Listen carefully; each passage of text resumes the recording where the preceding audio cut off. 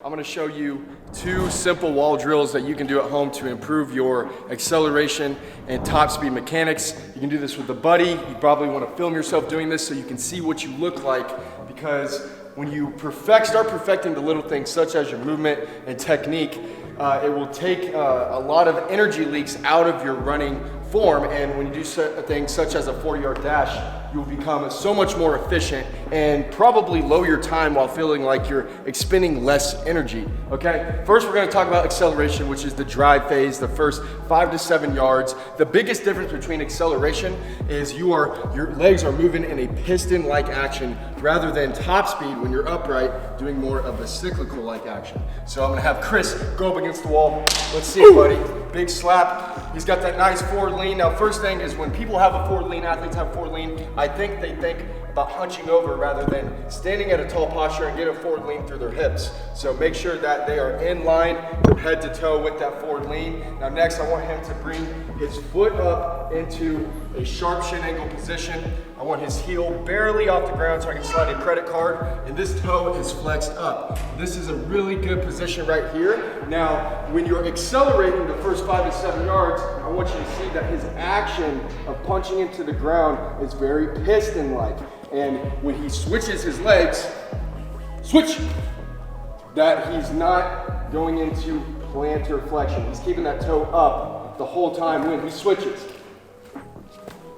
So that right there, let's do 3 quick ones. Ready?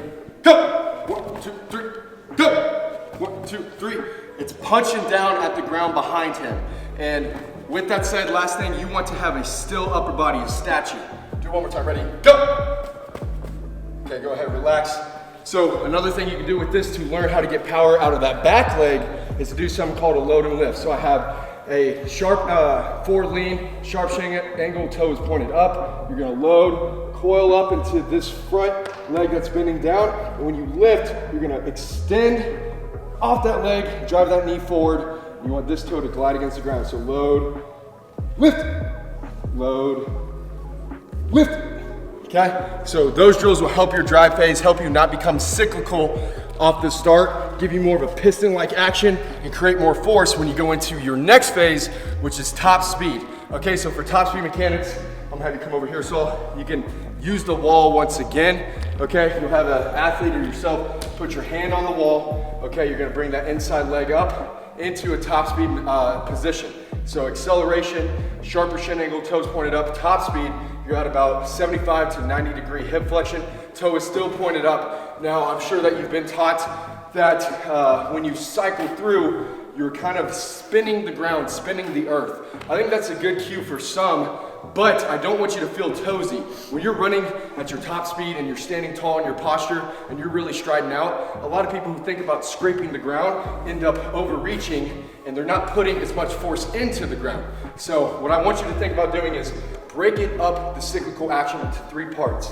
You're right here at 90 degrees. Step 1 is to punch straight down while you're still dorsiflexed, okay? Punch straight down while you're still dorsiflexed. Step 2 is to slide through with the straight leg into plantar flexion. So if you look at me from the side, I'm sliding down, my whole foot's on the ground. Now I'm in plantar flexion, okay? My leg's straight.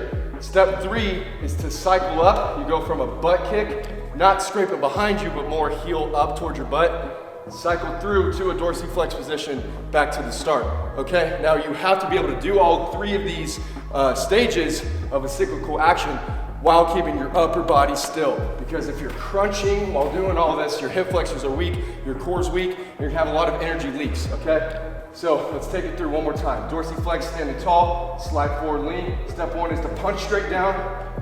Dorsiflex, step 2 is to scrape through with plantar flexion. Step 3, while being a statue, whip back up. Bam, bam, bam, bam, bam, bam. Okay? And then after you get all 3 stages down, you can start saying hit and do it all in one motion.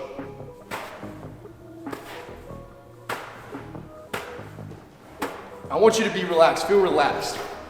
Feel relaxed. Okay? Practice that. When it comes to the arms, this is the last thing I will say in this video. Stay as relaxed as you can. I think a lot of people, your arms is gonna make up about 10% of your speed. So it's not gonna make or break your times or how fast you can be, but they can create some energy leaks if you're running very side to side, or if you're too bent and flexing the arms. Keep them relaxed, think cheek to cheek. A good cue that helps a lot of athletes I work with is to tell them to snap down and back. Think about having food in your hands and throwing back to the ducks behind you. That'll keep you very relaxed, very relaxed. But practice these drills on your own. Leave this video a thumbs up, comment below if you want me to touch on any other drills or aspects of speed and agility training, and we can do it. I hope you enjoyed this video. Follow my dude, Buck McGriff, on Instagram, as well as Buddy Celestin. And this is Ace Beastin. I'll see you in the next video. I love you guys. Follow me on TikTok as well. See you later.